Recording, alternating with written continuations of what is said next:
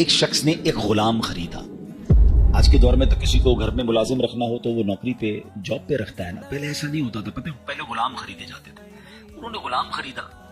اچھا جب غلام خریدا تو غلام کہتا ہے حضور میری 3 شرطیں ہیں. اچھا بات بڑی عجیب تھی. غلاموں کی شرطیں نہیں ہوتی ہیں. آپ نے کہا اچھا تم بھی شرطیں لگاؤ گے, بتاؤ کیا شرطیں ہیں. تو کہتا ہے حضور پہلی شرط تو یہ ہے کہ آپ مجھے فرض نماز کے وقت منع نہیں کریں گے, نماز پڑھنے دیں گے. اچھا وہ آقا بھی دیندار تھا, نماز ایک آدمی تھا. کہتے ٹھیک ہے مسلمان ہوں, نماز سے کیوں روکوں گا. اوکے. کہتا دوسری شرط یہ ہے کہ دن میں جو چاہے کام لے لیں, رات مجھے آپ چھوڑ دیں. ٹھیک ہے مجھے کام دن میں لینا, میں بھی رات آرام کرتا ہوں, تم بھی رات آرام کرنا. کہتا تیسری شرط یہ ہے کہ آپ مجھے اپنے گھر میں کوئی بھی ایک الگ سے کمرہ دے دیں گے تاکہ میں سیپریٹ رہوں. تو کہا ٹھیک ہے, میں نے بھی سوچا تھا گھر میں بہت سارے کمرے ہیں, غلام کا کمرہ ہوتا ہے تو میں کمرہ دے دوں گا. شرطیں کوئی مشکل تھی نہیں, آقا نے ایکسپٹ کر لی.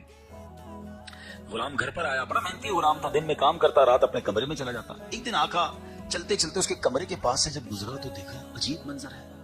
کمرے کی چھت کھلی ہوئی ہے, آسمان سے نور برس رہا ہے, غلام سجدے میں ہے, اللہ کی عبادت کر رہا ہے اور اللہ کو رو رو کر یہ عرض کر رہا ہے کہ میرے مولا میں غلام ہوں, دن میں میری ڈیوٹیز ہیں, اگر یہ کام نہ ہوتا تو میں دن بھی تیری عبادت کرتا, رات بھی تیری عبادت کرتا.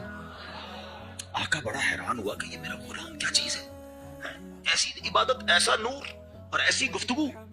اگلی رات ہوئی تو اپنی بیوی کو لیا کہ چلو میں تمہیں ایک منظر دکھاتا ہوں. اپنی زوجہ کو لے کر غلام کے کمرے کے پاس گیا. پھر وہی منظر, چھت کھلی ہوئی ہے, آسمان سے نور برس رہا ہے, غلام سجدے میں وہ ہے اور اللہ سے باتیں ہیں. بڑی کیفیت.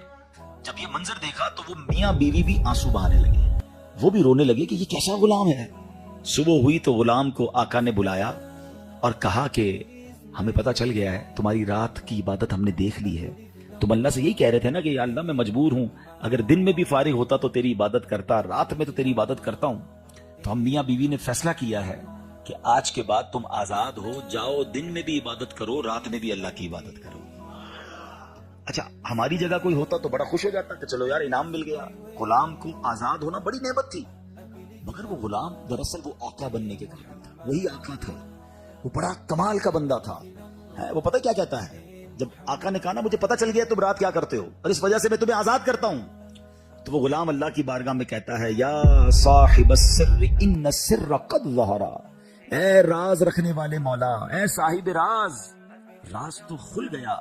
ولا اريد حیاتی بعد مشتہرا, اے اللہ میں اب راز کھلنے کے بعد زندہ نہیں رہنا چاہتا. اور یہ کہا اور اس کی روح نکل گئی, اس زمین پہ باڈی آتی ہے اور وہ انتقال کر جاتا ہے. اس غلام کی عبادت لوگوں کو پتہ چل گئی ہے, اس کا راز کھل گیا. وہ کہتا ہے مولا اب جینا نہیں ہے, میں تو عبادت تیرے لیے کرتا تھا نا,